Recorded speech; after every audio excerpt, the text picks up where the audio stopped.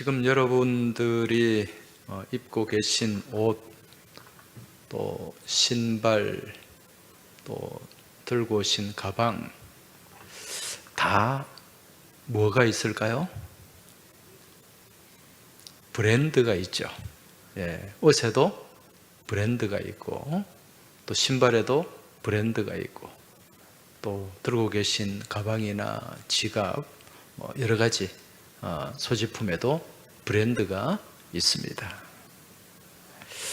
이 브랜드라고 하는 것은 유럽 스칸디나비아에 있는 노르웨이 말로 브란드르라는 말인데, 이거는 태운다는 뜻이에요. 영어로 to burn. 옛날에 그 말이나 소에 자기 소유를 확인하기 위해서 낙인을 찍었죠, 그죠? 뜨거운 걸로 지지면은 거기에 자기 이름이 새겨지기도 하고, 또 여러 가지 가문이 또 거기에 새겨지기도 합니다. 이게 뭐냐? 브랜드라는 거예요. 브랜드. 지금 이 지구상에는 헤아릴 수 없을 만큼 많은 브랜드가 존재하고 있습니다. 그 브랜드에 따라서 상품의 가치가 달라져요. 예를 들어서 소위 명품이라고 하는 똥, 이런 또 넬, 이런 브랜드 있잖아요, 그죠? 이런 브랜드와 또 별로 이름이 없는 그런 브랜드와는 가격부터 또 품질부터 모든 게 차이가 난다는 것입니다. 이 지구상에 많은 브랜드가 있는데, 그러한 브랜드 중에 가장 가치가 높은 브랜드 가치가 가장 높은 게 뭘까요? 지금 2025년에 가장 브랜드 가치가 높은 것은 애플입니다. 우리가 쓰는 스마트폰, 애플폰이 있잖아요, 그렇죠? 매킨토시 컴퓨터를 만드는 애플의 브랜드 가치가 제일 높다고 합니다. 그 다음이 구글이에요. 우리가 핸드폰에서 쓰는 그 소프트웨어, 구글 소프트웨어를 쓰거든요. 구글이 2등이고 3등이 마이크로소프트, 우리 컴퓨터 프로그램 있잖아요, 마이크로소프트. 4등이 미국의 전자상거래하는 아마존, 그리고 5등이 반도체 부품을 만드는 엔비디아, 이런 회사들입니다. 이 애플이 브랜드 가치가 제일 높은데, 이 애플을 창업한 사람이 스티브 잡스라는 사람이에요. 이 스티브 잡스가 80년대 초반에 이 매킨토시라는 컴퓨터를 만들었습니다. 그런데 이 매킨토시 컴퓨터가 우리가 지금 쓰는 IBM 계열, IBM 컴퓨터보다 훨씬 성능이 좋았어요. 그런데 판매하는 데는 상대가 되질 않았어요. 훨씬 더 IBM이 많이 팔리는 거예요. 옛날에 우리 286, 386, 486, XT 이런 컴퓨터 있었잖아요, 그죠? 지금도 우리가 쓰고 있는 거예요. 이게 이 애플에 비해서 훨씬 더 많이 팔리는 거예요. 이유가 뭔가? 이 스티브 잡스는 컴퓨터는 잘 만들었는데 그걸 시장에 내다 파는 그런 실력이, 기술이 없었다는 거예요. 그래서 고민을 하다가 이제 정말 이 마케팅, 물건을 파는 그런 마케팅을 잘 하고 또 브랜드 가치를 높일 줄 아는 그러한 인재를 영입하기로 마음을 먹었어요. 그래서 선택된 사람이 누구냐면은 존 스컬리라는 사람입니다. 이 존 스컬리라는 사람은 펩시의 CEO예요. 1983년에 펩시의 CEO고, 그리고 마케팅의 아주 귀재라고 그렇게 알려져 있어요. 원래 이 펩시콜라는 코카콜라에 비교가 되지 않았어요. 그런데 이 존 스컬리의 이 탁월한 능력 덕분에 이 펩시콜라가 치고 올라가서 물론 코카콜라 정도는 아니지만 거기에 버금가는 그러한 브랜드가 된 거죠. 그래서 이 존 스컬리는 그 능력 덕분에 많은 부와 명예를 소유하고 있었습니다. 그런데 어느 날 이 스티브 잡스가 찾아와 가지고 마치 구멍가게와도 같은 이 애플에 마케팅을 해달라, 그렇게 자리를 이직하도록 스카우트 제의를 하니까 이거 어이가 없는 거죠.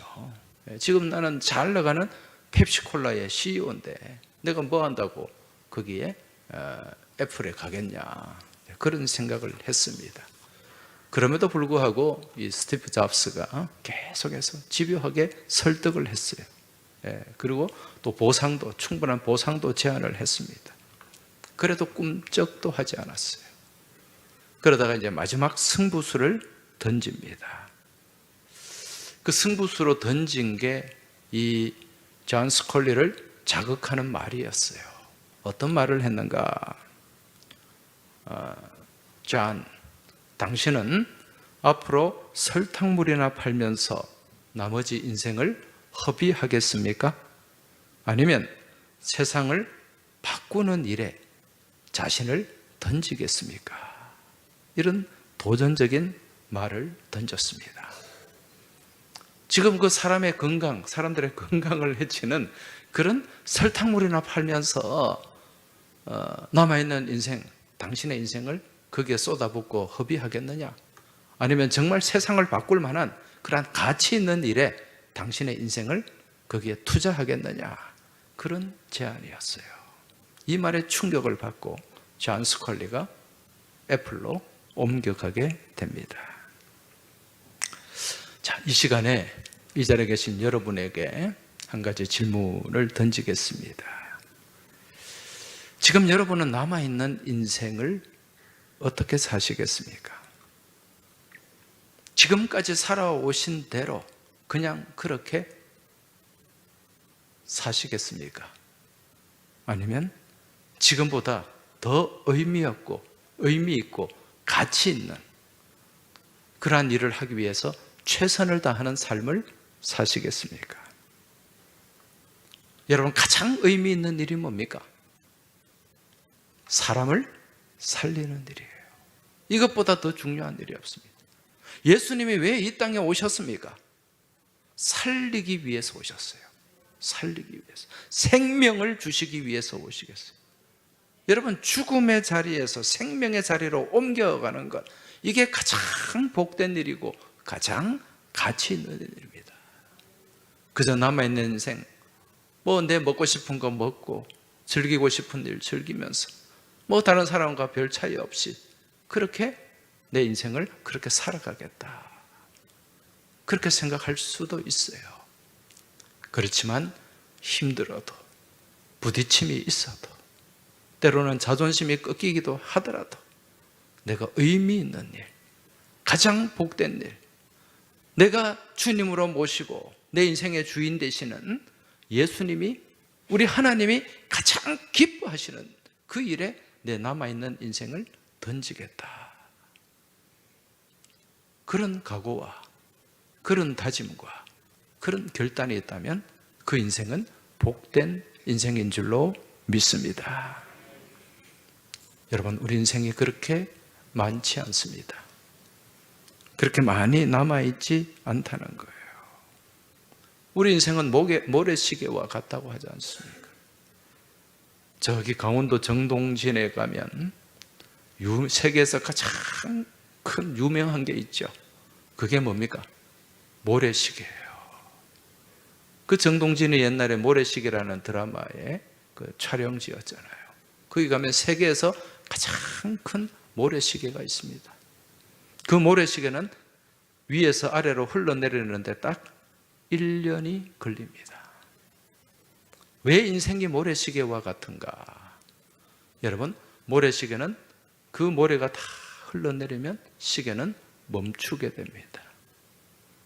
우리 인생도 마찬가지예요. 우리 인생도 우리 가운데 주어진 생명의 호흡이 다 쏟아지고 나면 우리 인생도 멈출 수밖에 없다는 거죠. 누구든지 영원히 살 수 있는 사람은 없습니다.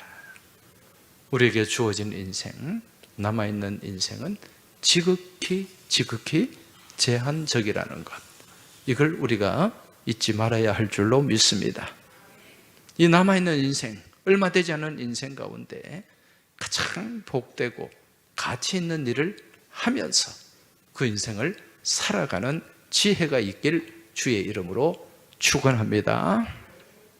오늘 본문 말씀, 우리 예수님이 사마리아 수가성에서 이 사마리아 여인에게 전한 복음 메시지입니다. 이 말씀 가운데는 예수님의 비전이 담겨 있어요. 그 내용이 본문 35절, 36절입니다.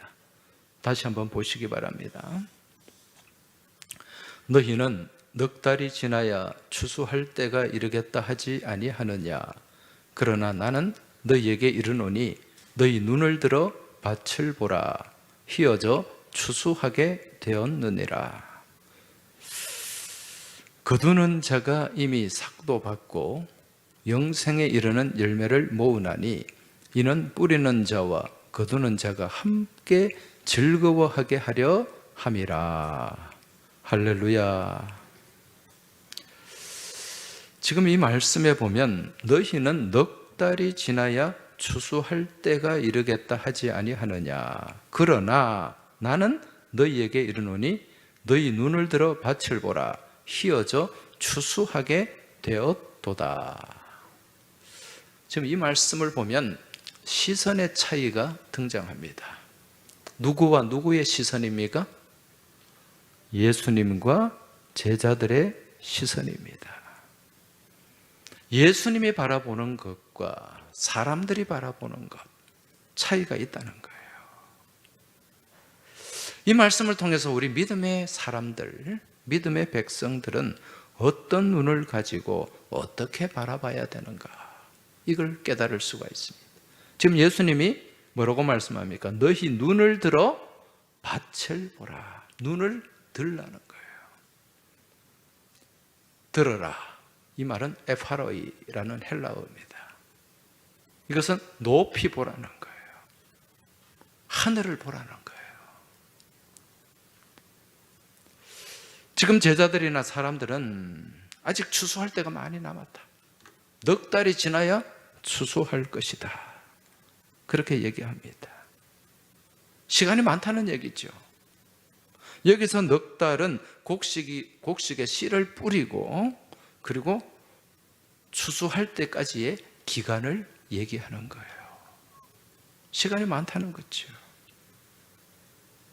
그러나 예수님은 시간이 없다. 지금 휘어져 추수할 때가 됐다. 안 그러면 추수 시기를 놓칠 수도 있다. 지금 이걸 말씀하고 있어요. 여러분, 추수 시기를 놓치게 되면 곡식을 전혀 거둘 수가 없어요. 그 수고한 그 곡식 다 그냥 쏟아져 버리고 떨어져 버리고 그리고 남는 게 별로 없다는 거예요. 과거 60년대까지 우리나라에 보릿고개가 있었습니다. 이 보릿고개는 보리를 추수하기 전에 이제 곡식이 먹을 양식이 다 떨어지는 그 기간이죠.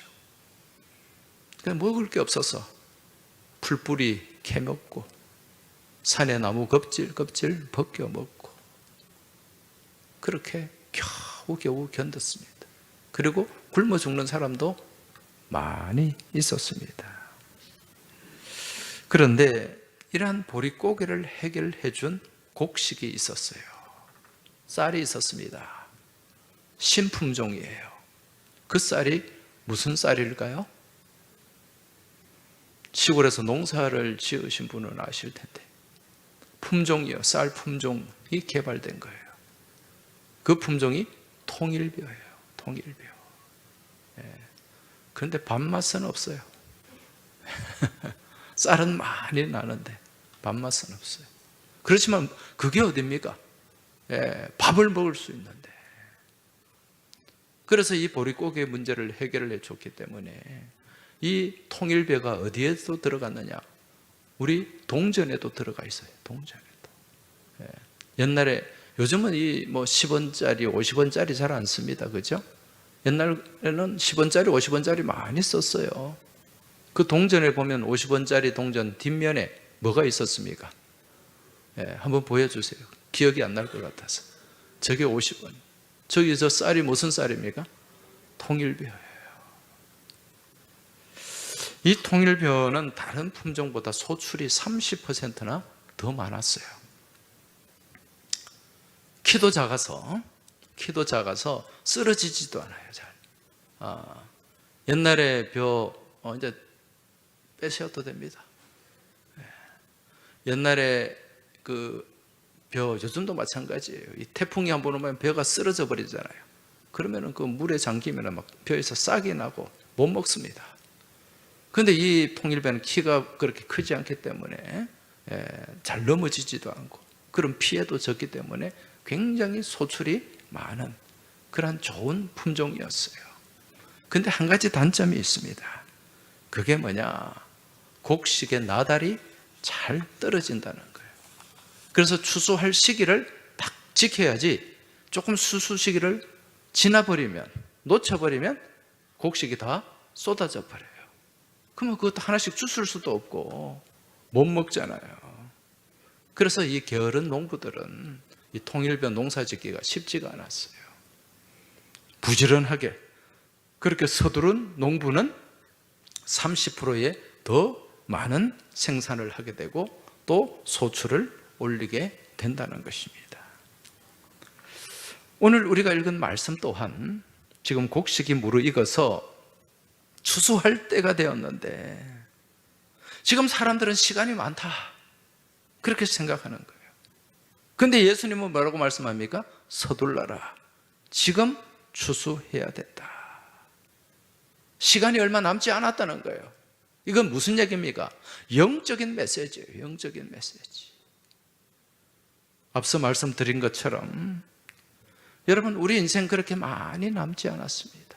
전도할 기회가, 추수할 기회가 그렇게 많지 않다는 거예요. 지금 내게 주어진 시간이 얼마나 되는가?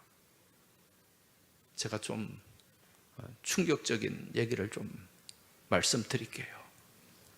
그 서울대 교수 중에 김난도라는 교수가 있습니다. 아프니까 청춘이다 이런 책 쓰신 분이죠. 그게 보면은 이 사람의 평균 수명을 80세로 정해놓고 인생을 24시간으로 나누었어요. 그러니까 1시간 18분 정도 그렇게 계산이 됩니다. 자, 그렇게 계산을 하면 10살은 지금 현재 10대 10살은 오전 3시가 돼요. 인생 시계로 오전 3시가 되고 20살은 오전 6시, 30살은 오전 9시, 40살은 오전 12시, 50살은 오후 3시, 60살은 오후 6시, 70살은 오후 9시, 80살은 오후 12시. 그 이후의 연세는 그냥 덤입니다. 시간이 없어요. 자, 이 자리에 계신 분들 자기 연세를 거기 한번 대입을 해보세요. 내게 남은 시간이 얼마나 될까? 지금 40대가 이 자리에 있는데 아직 정오 12시밖에 안 됐으니까 시간이 많다 그렇게 생각이 듭니까? 50대도 오후 3시니까 아직 해지려면 좀 남았네 그런 생각을 가집니까? 여러분, 이건 사람의 생각이에요. 실제로 우리가 이런 시간도 많이 남지 않았을 뿐더러 여러분, 오후 한 3시나 4시에 금방 해가 지잖아요. 그죠? 예수님의 계산법은 우리와는 생각이 다릅니다. 왜? 우리 예수님은 지금 추수할 때라는 거예요. 왜 그렇습니까? 우리에게 오는 때는 순서가 있어요. 그러나 가는 때는 순서가 있다 없다? 없다. 이걸 우리가 늘 생각을 해야 돼요. 평균 수명이니까 나는 그때까지 살겠지. 그거 아닙니다. 우리 삶에 어떤 일이 일어날지 모른다는 거예요. 그래서 항상 우리 믿음의 사람들은 어떤 생각을 가져야 되는가? 오늘이 나의 마지막일 수 있다. 이게 뭐냐? 종말론적인 생각이에요. 여러분, 이게 나쁜 생각이 아니에요. 오늘이 나의 마지막일 수 있다라는 생각을 갖게 되면 내게 주어진 이 삶을 허투루 살 수 있습니까? 아니잖아요. 좀 더 귀하게 최선을 다해서 그렇게 삶을 살아낼 수 있다는 것입니다. 지금 우리는 이러한 추수를 위해서 블레싱 터치 전도 축제를 준비하고 있습니다. 아마 지금 이 자리에 계신 분들 2달 동안 열심히 또 전도를 해왔을 거예요. 어쩌면 이게 내게 주어진 마지막일 수도 있다. VIP에게 주어진 마지막 기회일 수도 있다. 라는 생각으로 추수에 나선 분들이 많이 계실 거예요. 그런데 안타깝게도 아니란 생각을 가지고 아직 많이 남았다. 넉 달이 지나야 추수를 할 것이다. 그런 생각으로 작정도 하지도 않고 관심도 없이 그렇게 지내는 분도 없잖아 있을 거예요. 여러분, 이제 한 주간 마지막입니다. 최선을 다해 달려가시기 바랍니다. 여러분, 한 주간이 짧다면 짧고 길다면 길어요. 이 한 주간에 내가 집중해서라도 전도하면 분명히 역사는 일어나게 될 줄 믿습니다. 누가 하시기 때문에? 하나님이 하시기 때문에. 기도하고, 아까 그 오은영 선생님 솔루션을 우리가 잘 들었잖아요. 해결 방법을 제시해 줬잖아요. 기도하고 나가면 긴박한 마음을 가지고 내가 그 영혼을 사랑하는 마음으로 다가가면 성령님께서 일하시고 역사하실 줄 믿습니다. 그래서 다음 주일날 그 역사를 한번 이루어낼 수 있길 주의 이름으로 축원합니다. 여러분, 하나님이 가장 기뻐하시는 일이 뭡니까? 우리 인생을 가장 값지게 아름답게 사는 방법이 뭡니까? 하나님의 기뻐하시는 일을 하는 거예요. 여러분, 그게 최선입니다. 그게 가장 값지게 사는 방법입니다. 한 생명, 마지막 때가 오기 전까지 한 생명이라도 더 살리는. 지난번에 우리 뉴욕 소방관 그 영상을 봤잖아요. 그 쌍둥이 빌딩이 무너질 줄 알면서도 소방관들은 위로 올라갑니다. 뭐 하려고? 한 생명이라도 더 살려내기 위해서. 이걸 우리가 가져야 될 마음이라는 거예요. 이 모습이 우리가 가져야 될 자세라는 것입니다. 오늘은 6.25 전쟁을 기념하는 6.25 기념주일입니다. 75주년이에요. 여러분, 6.25 전쟁 기간 동안 600만 명이 남북한 600만 명이 죽거나 다쳤어요. 300만에서 400만이 죽었다 그래요. 그 당시에 인구가 남북한 합쳐서 3천만. 그럼 어떻습니까? 한 가정에 전체 우리나라 인구의 20%가 죽거나 다쳤다는 거예요. 여러분, 6.25 전쟁 어떤 전쟁입니까? 우리나라 동족 상잔 남북 간에 일어난 내전입니까? 아니면은 공산 진영 민주 진영 간의 싸움인 이 이념 전쟁, 이데올로기 전쟁입니까? 여러분, 이것도 아니고 저것도 아니에요. 6.25 전쟁은 영적 전쟁입니다. 하나님을 불신하고 하나님을 부정하는 공산 진영, 북한, 중공, 소련, 그리고 하나님을 믿고 인정하는 민주 진영, UN 16개국, 터키와 태국을 제외한 14개국은 다 기독교 신앙을 갖고 있는 국가들이에요. 하나님을 부정하는 세력과 하나님을 믿고 인정하는 그 나라들 간의 전쟁. 이건 무슨 전쟁입니까? 영적 전쟁이라는 거예요.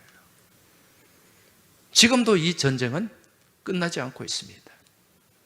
지금도 우리는 종전이 아닌 휴전 상태로 지내고 있다는 거죠. 이 기간, 75년 기간 동안 하나님께서는 분명히 우리에게 보여주시는 게 있어요. 봐라, 내가 없는 땅과 내가 있는 땅의 차이가 무엇인가 분명히 보아라. 하나님이 없는 땅이 어디입니까? 저 북한입니다. 하나님의 살아 역사하시는 땅이 어디입니까? 이곳 남한 땅입니다. 여러분, 이곳 남한 땅에는 16%의 기도하는 백성들, 하나님을 믿는 백성들이 있어요. 여러분, 그 기도 가운데 하나님이 이 나라를 여기까지 이끌어 주신 줄 믿습니다. 그러면서 그 차이를 우리에게 보여주시는 거예요.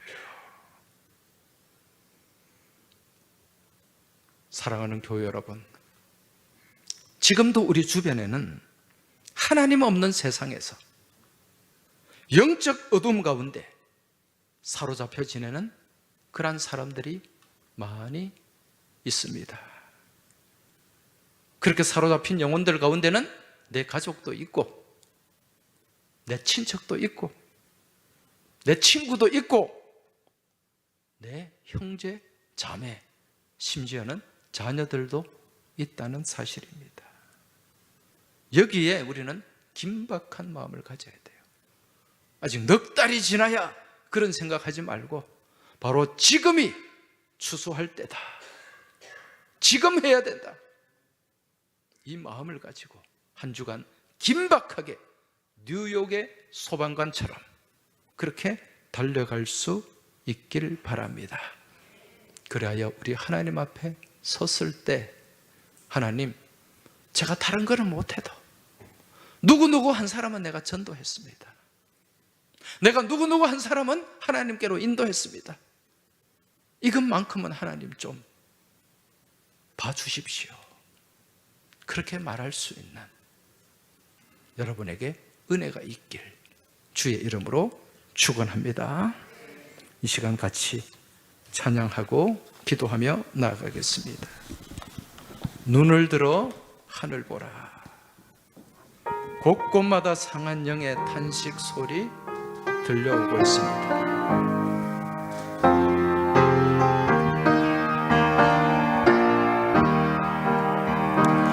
눈을 들어 하늘 보라. 어지러운 세상 중에 곳곳마다 상한 영의 탄식 소리 들려온다. 빛을 잃은 많은 사람 길을 잃고 헤매이며 강자처럼 기진하니 믿는 자여 어리할고 눈을 들어 하늘 보라. 어두워진 세상 중에 외치는 자 많건만은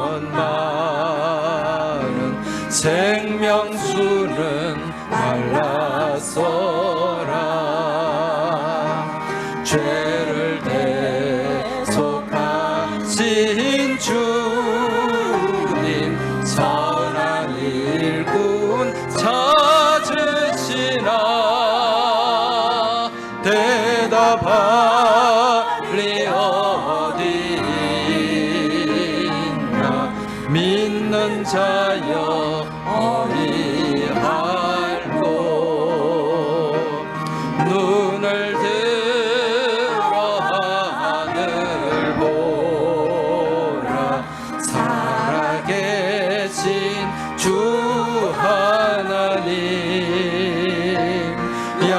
약한 자를 부르시어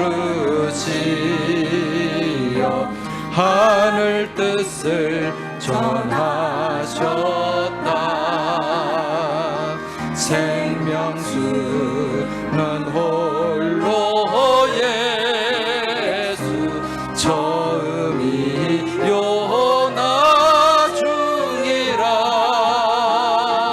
주님 너를 부르신다. 믿는 자여 어이 알고 눈을 들어 하늘 보라. 다시 사신 그리스도 만 백성을 사랑하사 오래 참고 기다리네.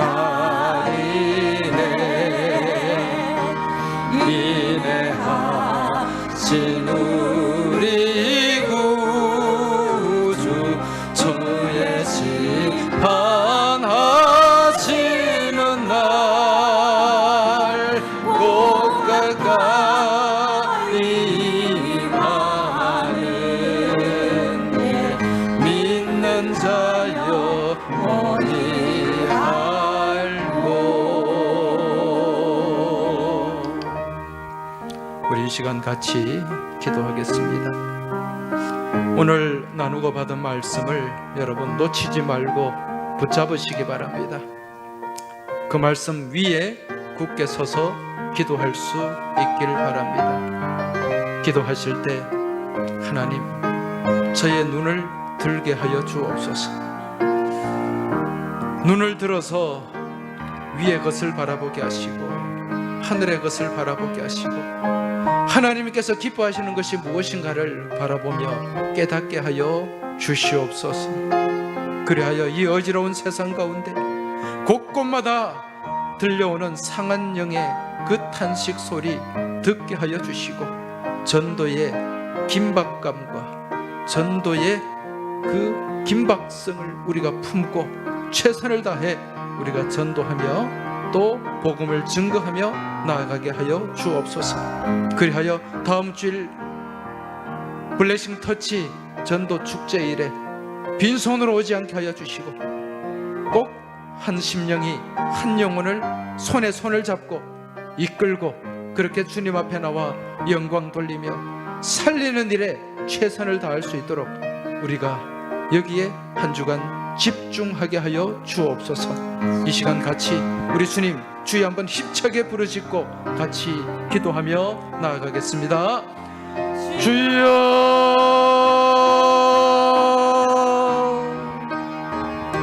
하나님 아버지, 이 시간 우리 하나님 앞에 나온 주의 백성들 눈을 들게 하여 주옵소서. 입술을 열게 하여 주옵소서. 마음을 열어 주님을 바라보게 하여 주시옵소서.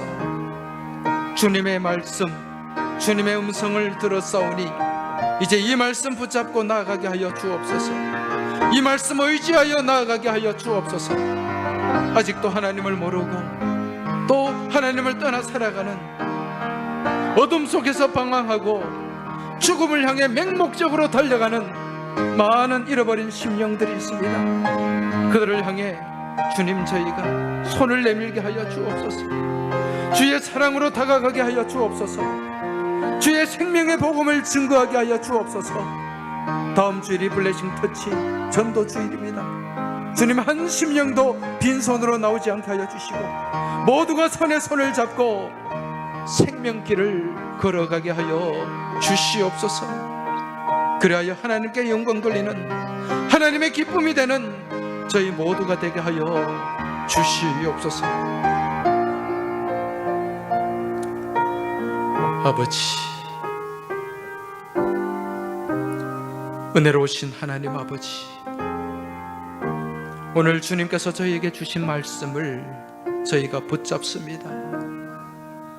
이 말씀 잊어버리고 놓치지 않게 하여 주옵소서.